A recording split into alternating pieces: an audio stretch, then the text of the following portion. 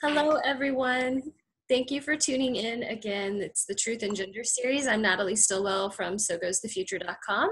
And today I have Julia Sadusky with me today. She is from the world of psychology and she has so much to bring to the table. Julia, do you mind telling everybody more about what you do and how you got into it? Sure. So, like you said, my name is Julia Sadusky, and I am getting my doctorate in clinical psychology at Regent University in Virginia Beach. So, there, I study under Dr. Mark House, who is a clinical psychologist who specializes in the areas of sexuality and gender. So I came to Regent to work under him specifically because I was interested in working with people who were navigating faith and questions of sexuality. So primarily people who experience same-sex sexuality. And over the course of time there, I really started to see more and more people who were navigating questions of gender identity. And that was through clinical experiences. We started a sexual and gender identity clinic where we saw anybody really navigating questions of sexuality and gender. And so I was supervised by Dr. Mark House there, and then also worked in youth ministry in the Catholic Church there. And so I started to minister to people who were navigating these questions, to speak to parents, and also to run a couple of groups, both to parents of those navigating these questions, and then also to Christian sexual minorities who were trying to figure out, how do I live according to my values in this experience of same-sex sexuality?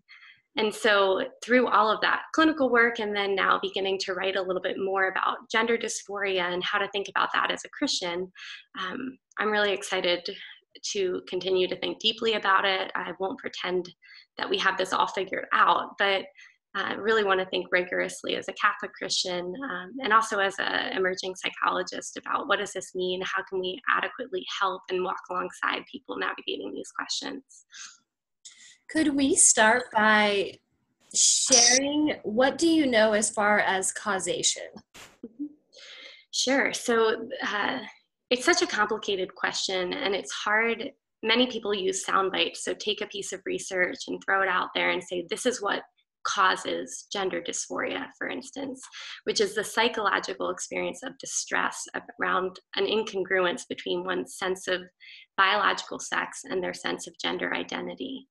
And so within that, there's a lot of different theories out there. And I'll just go over generally a couple of the most prominent theories and then tell you what we know and what we don't know about the research in those areas.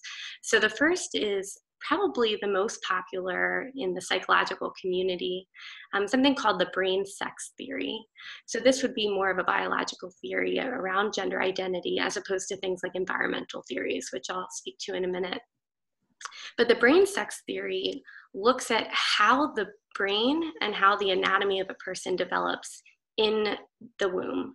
And so what it would say is, what we know about that development is that the anatomy develops at one stage of fetal development, and then the brain maps and differentiates as male or female at another stage of fetal development.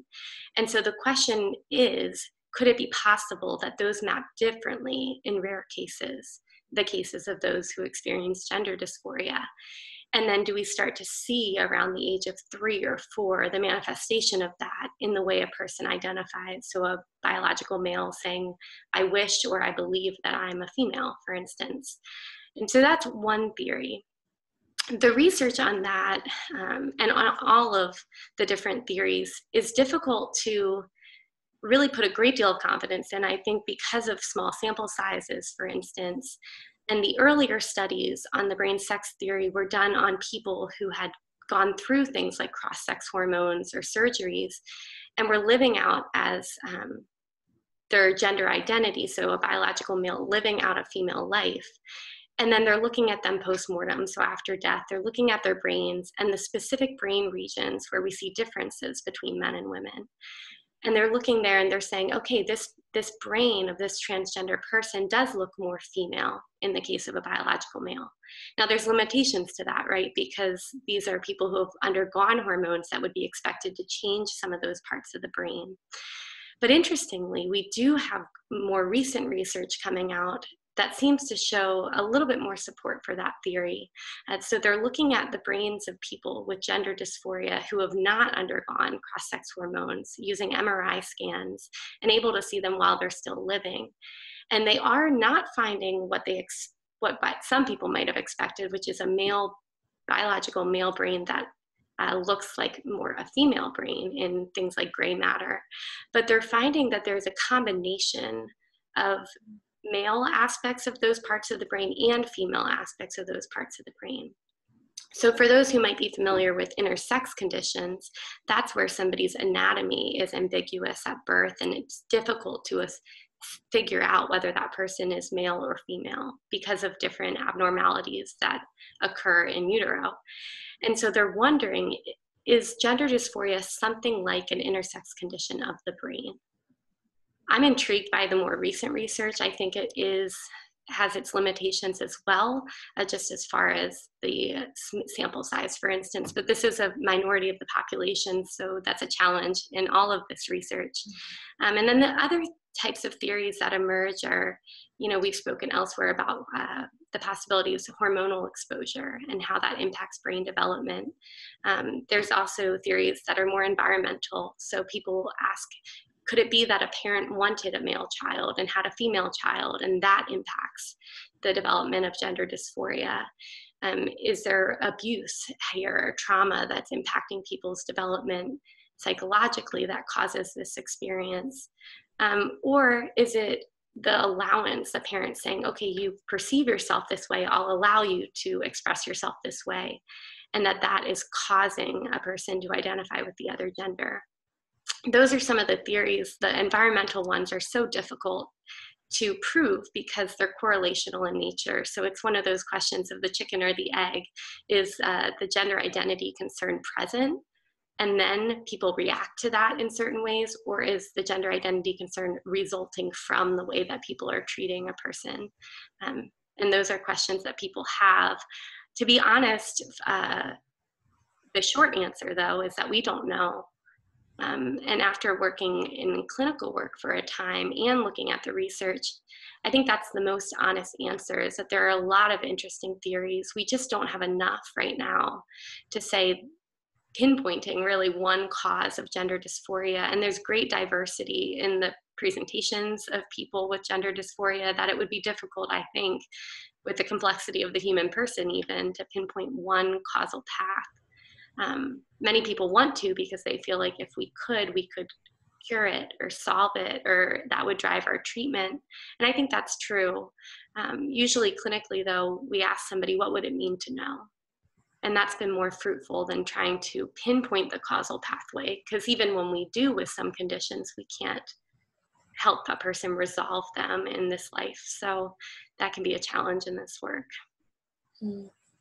Now, you have mentioned to me that there are late onset gender dysphoric conditions that have, at least in recent years, been showing up. Could you tell us more about that? Sure. So the classic case of gender dysphoria was more often present in biological males who, around the age of 3 or 4, when every child begins to identify as male or female for the first time, noticing their anatomy for the first time, pointing at it, more of genital exploration, those types of things would be common at that time. And for those with gender dysphoria, what you would see is that biological male would be saying, Mom, I wish I was like you, or Mom, when will I get breasts like you, or why do I have this like Dad? I'm a girl. And that would be a kind of more classic early onset case. So we don't often see people coming to a specialty clinic until a little bit later, once they hit kindergarten, and it's no longer cute or funny to be trying on, for instance, opposite sex attire and those types of things. Parents start to get worried. But those early onset cases, you would see at least some history of questions around gender identity in childhood. Now, the majority of those cases, the research is mixed, but about 75% do resolve in keeping with their biological sex. They hit puberty and they feel like they can live out in keeping with their biological sex. And so they wouldn't pursue things like sex reassignment surgeries or hormonal treatment. Now today we are seeing interesting trends that as a field, we're not quite sure what to make of. We are seeing more what's called a late onset case that you described, where more biological females actually around puberty, after puberty, are coming into clinics and saying, I perceive myself, or I would like to be perceived as male. And rather than living within the male-female binary, so saying I want to be male, they might say, I want to be transgender, or I want to get rid of some aspects of my anatomy, so remove my breasts, for instance, and live in a more androgynous presentation. So you see different identity labels coming up there, like gender queer, gender creative, gender neutral, that are a little bit different than the classic cases of gender dysphoria, for those who still discuss some distress driving their decisions to, for instance, want to be on testosterone or get a surgery. And so it's a little bit different to not have the history there of gender identity concerns in childhood, which does raise questions for treatment of how do we respond to these cases, what's going to be the best care for them. And specialty clinics all over the country are wrestling with that, because we do usually, when people are pursuing more irreversible strategies to cope with gender dysphoria, like a hormonal treatment or surgeries, just because of some of the long-term effects of those different interventions and the irreversible nature of them, we really do want to make sure this is an appropriate treatment for these kids, to give them the best care that will help them in their lives. And so there are questions about treatment with that are pretty contentious in the field, and many people disagree with one another on how best to approach it. What are the risks of transitioning with hormones or surgery? So it's an interesting question, because I think a lot of people will answer it very, very differently based on the different resources they look to for guidance on that. And it also depends a lot on what interventions we're talking about. So there's actually several different surgeries, and there's quite a few different options as far as treatment medically. So if you think of things like puberty blockers to block puberty for a child with gender dysphoria, since puberty can be very distressing for them. Those interventions, there's much less known about them, actually, because the treatments are so new to be using those with these children. So specialty clinics, the Lurie Clinic in particular in Chicago, there was a recent documentary done on this experience, and they were saying, we don't know the long-term side effects. We do know that oftentimes it can impact things like fertility, hair loss, and different conditions later in life. And so there's that big question: is a teenager in a position to make decisions about fertility? Because a lot of the teens I work with say, I don't want to have children. And parents ask usually, are they in a position to know that at that time? So these are pretty serious questions they're weighing as a family. And then with the surgeries, people often look to issues of regret. Will people regret this long term? And the research on that doesn't seem to show a high rate of regret. Now, it might show the continuation of mental health concerns, and Paul McHugh out of Johns Hopkins did point to this in some of what led him to close down that clinic, although it has recently reopened. And he was worried about these co-occurring concerns, so depression, anxiety, job loss, these were continuing post-surgery. And so he's wondering, is this an adequate treatment? Now, that's an open question. I do think the research shows little regret in light of my review of it, and that is important. I think if we're saying that's not a great treatment, we would have to give other options for people, and there just aren't great options for people for treating gender dysphoria. So those are often, in the more severe cases, what a person would turn to. Now, there is a statistic that 75% of children who present with gender identity issues tend to resolve those. Is that a credible statistic as far as you know, or what's behind that? Yeah, so the range of those numbers is, I think, somewhere between 60 and 95%. So that's a big range. So I think we, go with 75%. It's kind of in the middle there. So hoping to be a little bit more modest in what we expect.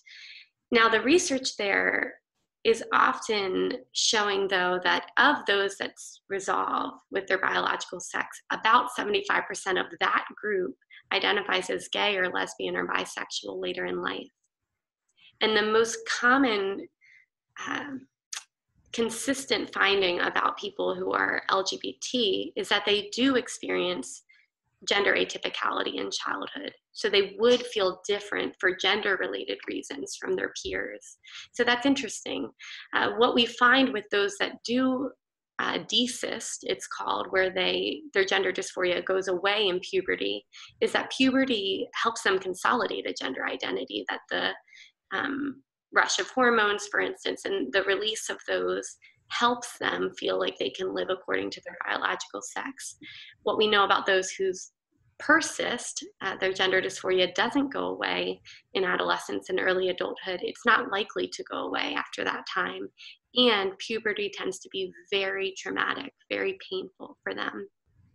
So the research here is retroactive. So people are looking back on that time and saying, hey, when I went through puberty, it helped. Or, hey, I went through puberty and it was terrible for me. I don't want to do that ever again. So those are pretty weighty questions then for family and friends. What might be happening there, it's difficult to know because we don't have good research on what helps a person, what treatment helps a person resolve their gender dysphoria in keeping with their biological sex. I do have anecdotes about people for whom that's been their story, but that's not the same thing as saying this is the best approach for every person. Now, I do think that just in light of a lot of complications, the fact that hormones, you are on them for the rest of your life, those types of things do make people pause, I think, when they're weighing these decisions. Do we want to do something that's a real commitment, or is there any way to cope with this that's less invasive? And I think many people are trying to figure that out. Most people with gender dysphoria don't pursue the more invasive steps, and they live with this every day. Okay, conversion therapy is controversial. Could you explain a little bit about what that means and what do you know about it? Sure.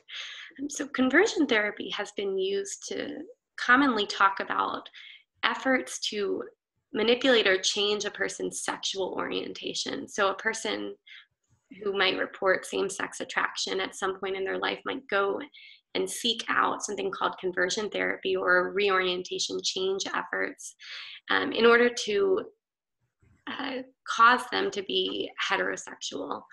And the research on that is not promising of that being an effective treatment for people who are sexual minorities. And in the last few years, that's become increasingly scrutinized to the point where there's been legal steps taken to make that illegal. And so in the field of psychology, that's not something that the APA is in support of, in some ways because of the research showing that for those who hoped to experience sexual orientation change, they did not, or they didn't experience as much change as they hoped for, which led to a lot of feelings of shame. And for Christians, exploring that questions of faith and God image, what does this say about me? What does this say about God that he wouldn't change me despite my prayer and my best efforts? Right. Interestingly, that language is being applied in areas of gender identity today. And in some areas, this is being seen as synonymous, that for a person to go seek out therapy to resolve their gender identity in keeping with their biological sex. So a biological male who has gender dysphoria seeking therapy to try to identify as male over the course of his life.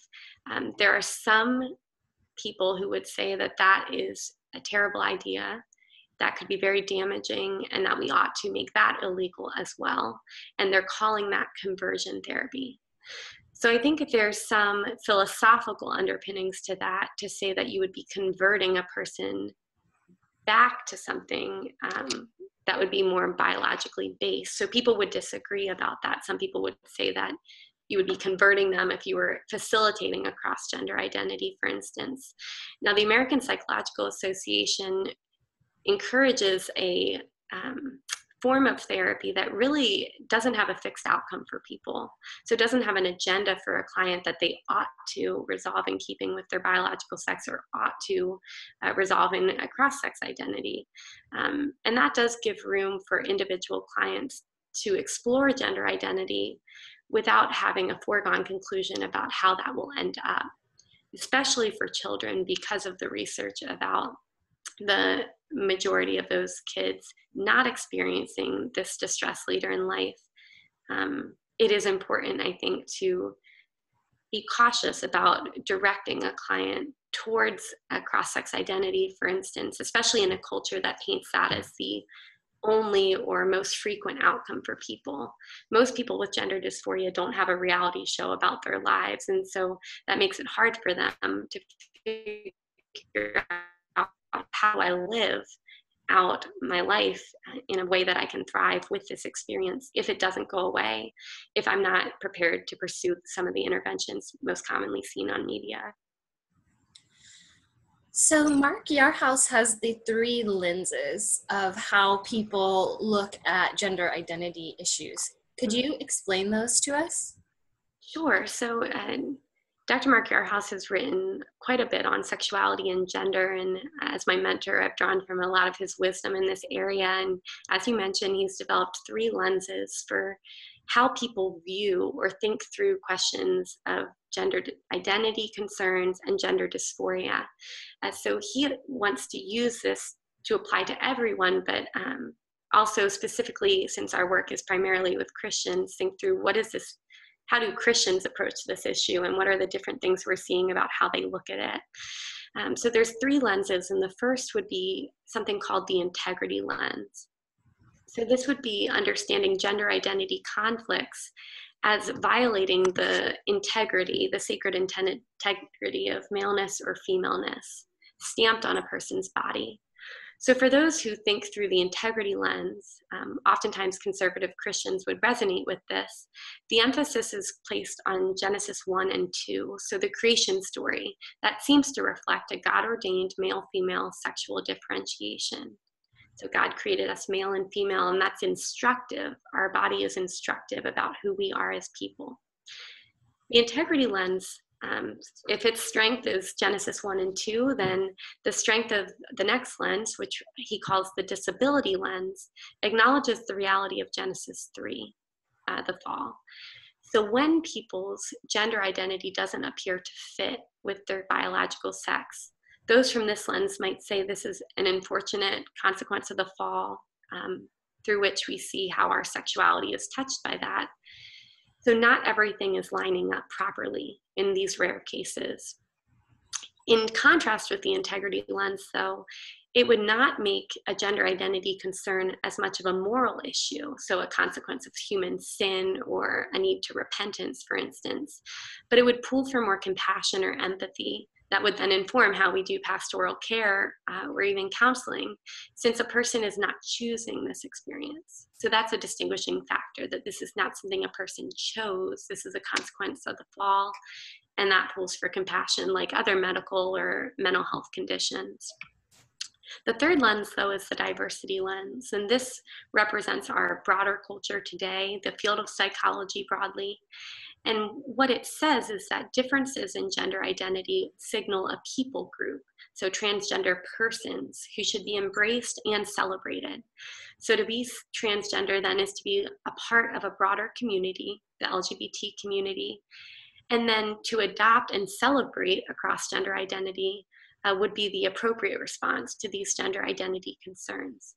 So for a biological male who experiences himself as female, there would be no concerns about him pursuing a variety of interventions, including a cross-sex identity. Now, what we like to do, though, is first locate ourselves in which of those lenses I most resonate with, to know where am I coming from. And then if I disagree with people, it's helpful to say, where are they coming from? And for dialogue, for understanding one another, especially in our work with families, it's been useful to try to think through together, what is the best of the 3 lenses? And is there a way to develop an integrative framework where I say, okay, I believe in Genesis 1 and 2. I also believe in Genesis 3. And I do believe that people need a sense of identity, community that would come more from the diversity lens. And regardless of which lens we're drawn to, can we as Christians think through how to provide for each of those needs, identity, community, meaning, purpose, for people navigating gender identity concerns? Can we hold that intention with what we know about Genesis 1 and 2 and God's creational intent, and also take seriously the reality of the fall? And that would then pull for more compassion, I think, in our work and ministry with people navigating this experience. So with all the talk about faith too, chastity is obviously a continual theme for those of us who are Catholic, and that's one of the big areas of concern. So this idea that there are certain appropriate uses of our sexuality and our anatomy for that purpose that God has intended.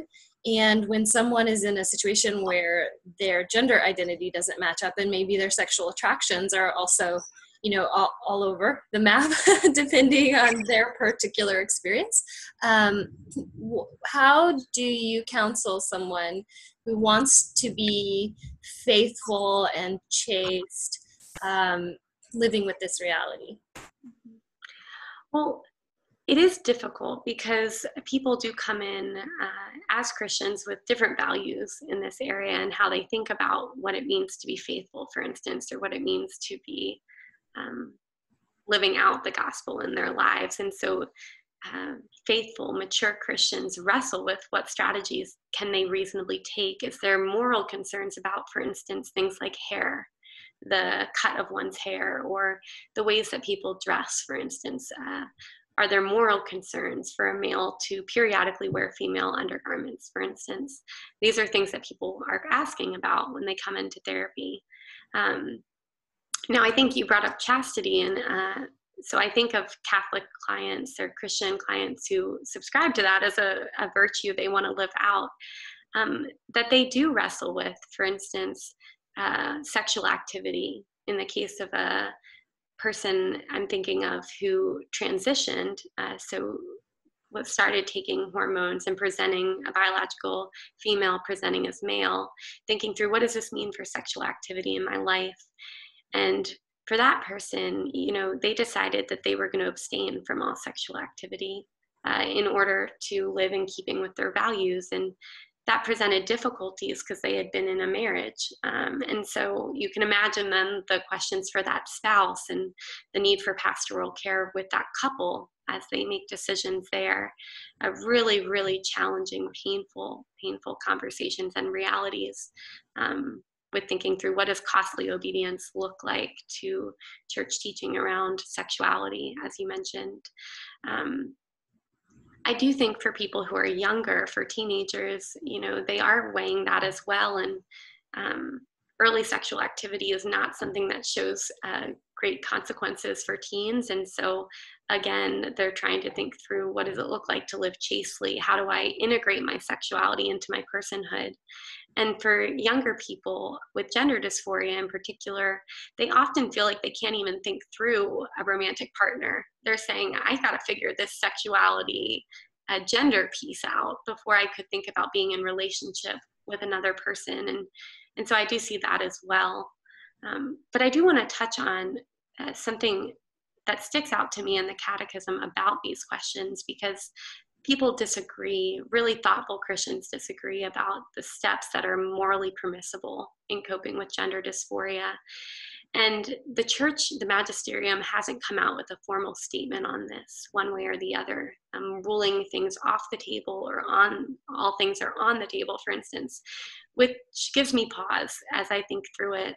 But there is an interesting paragraph in the Catechism, 2297, that talks about things like amputations or mutilations and sterilization. And I'll just share it briefly. It says, except when performed for strictly therapeutic medical reasons, directly intended amputations, mutilations, and sterilizations performed on innocent persons are against the moral law. So this is interesting as a psychologist thinking through these things. You can think about what does it mean for something to be strictly therapeutic and medical? And that actually is the criteria for some of these interventions, is their medical necessity that we're seeing with a person. And so the question remains, does that change the culpability of different acts or the morality of interventions used medically versus used haphazardly because of a desire for a certain type of self-expression? And these are the questions that Catholic Christians and other Christians are wrestling with when, for instance, their child is experiencing gender dysphoria and they're trying to figure out the best approach. Weighty questions with no easy answers, from what I can tell. And you mentioned parents. In some ways, do you feel like it's harder for parents than the actual person with the gender identity struggles? It's not something that I would say is harder for them. It's just so difficult for everyone. It's so painful for everyone. And as our culture is moving towards a celebration of gender identity experiences that are different from the majority, these parents are often left in the cracks. So their child might have an LGBT support group, for instance, at their school that they feel supported in, or they might have a youth group that they can go to and talk with a youth minister about their experience of gender dysphoria. Although that is lacking, I would say. But for parents, there's not a great deal of support, especially in conservative cultures. So like in Christian churches, there's not a great deal of support there that can help them navigate these in a way that is supportive, is accompanying them, coming alongside them. And in that way, I do think they fall through the cracks, that they can get messaging from the broader culture that if you don't think about it today one way, that you don't love your child, you don't care about them. And I do think it's precisely love for one's child that raises some of the critical questions parents are asking, and that for them, there's a great deal of love that coexists with concern. And there is a real need for faith communities and pastors to sit with these questions with parents and to do what we try to do with other enduring experiences of suffering, where we accompany a person. We don't trivialize it or give them a trite answer as if, if they've never thought about this before. Obviously, what you do is X, Y, and Z. But sometimes that can really be unhelpful and damaging for Christian parents who are saying, I need support right now, and not feeling like they get that. Now, you have told me about this idea of the theology of suffering. What role does that play? Can you unpack that for us? Sure. This is so challenging because the idea of suffering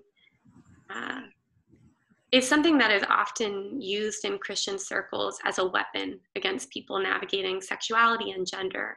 And so if you've ever heard or experienced a person say, when you are suffering, oh, just pick up your cross and follow Jesus.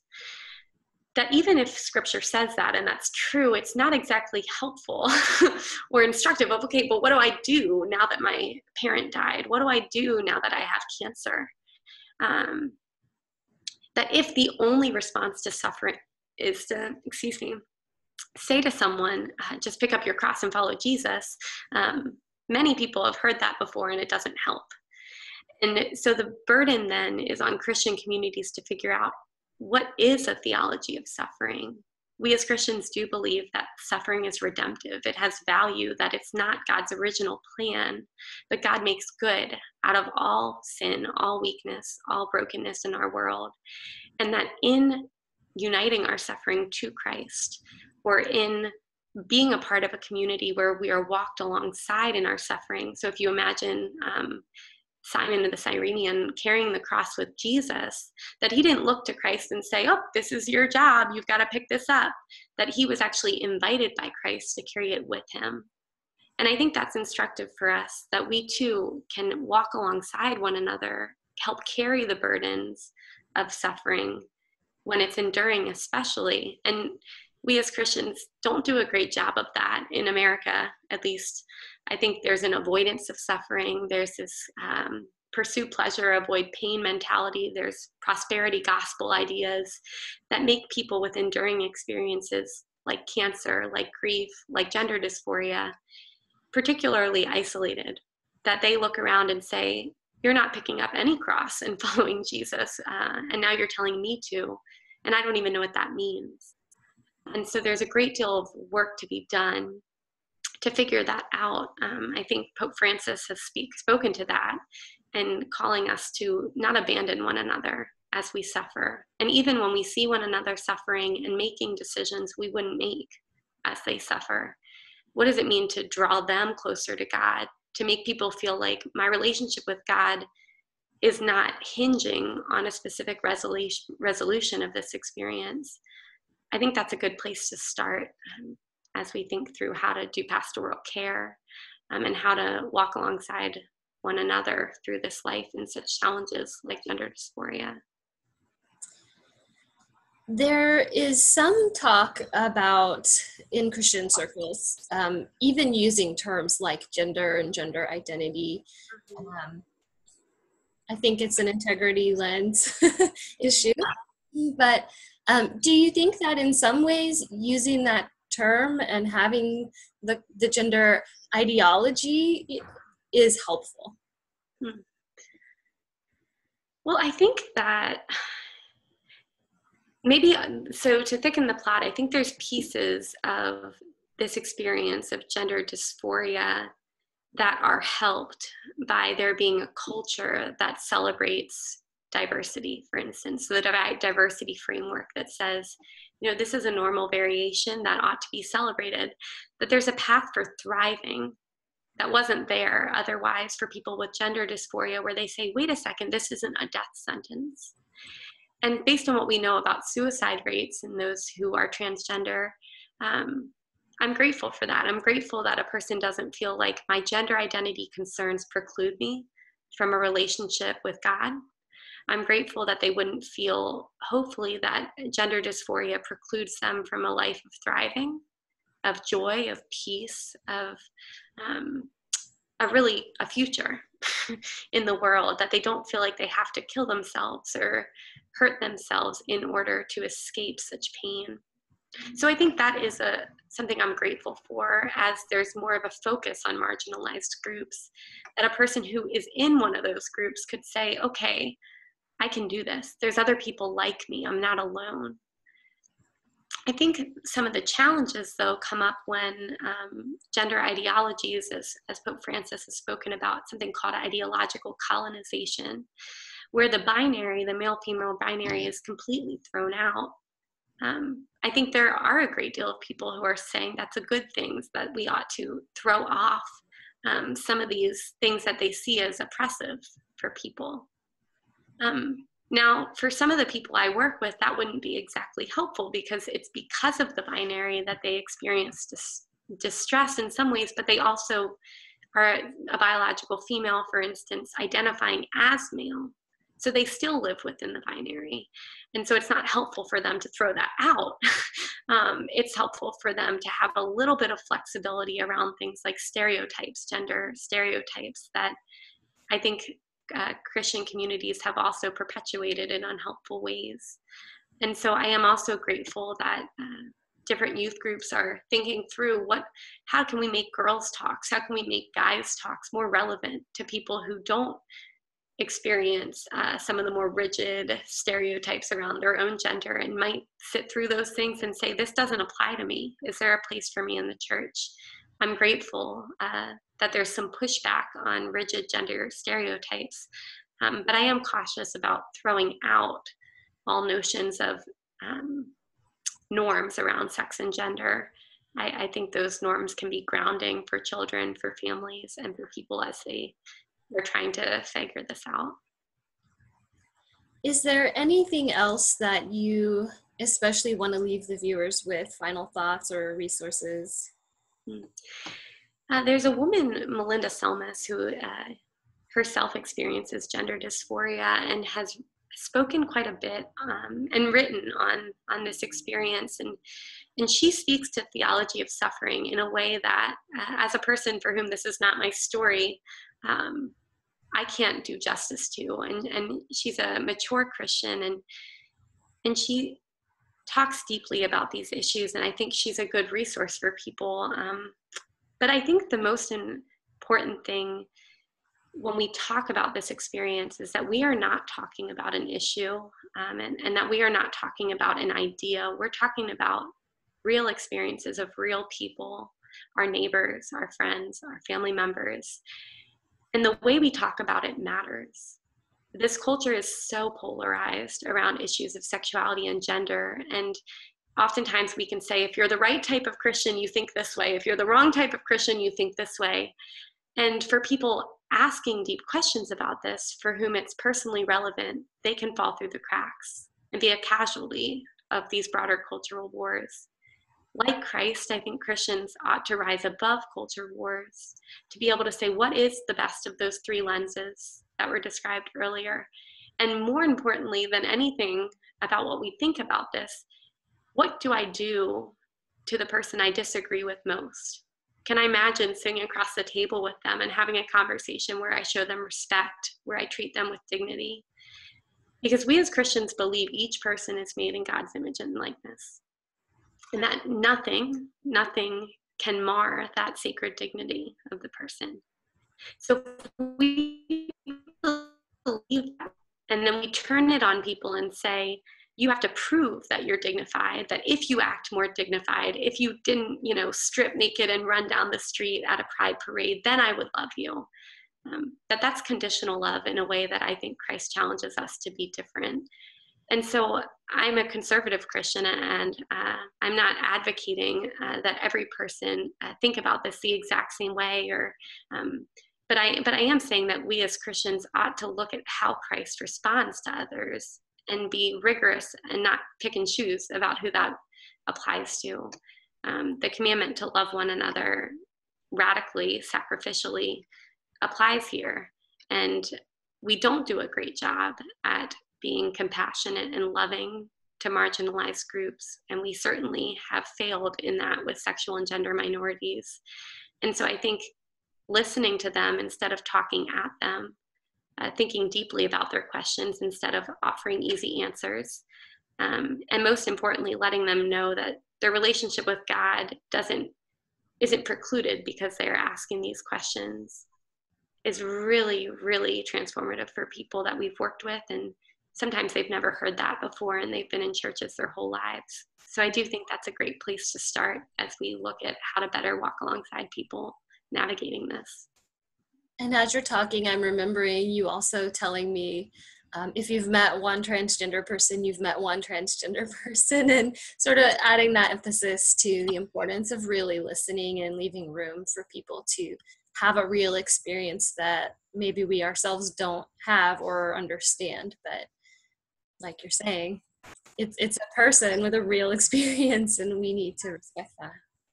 Sure. Yeah. Pastoral care can get really caught up in things like labels and really caught up in things like how people think about themselves, how people talk about themselves, how people behave today. And those things matter, certainly. But if that's the end of the conversation, and perhaps if that's the start of the conversation, the person can get really lost.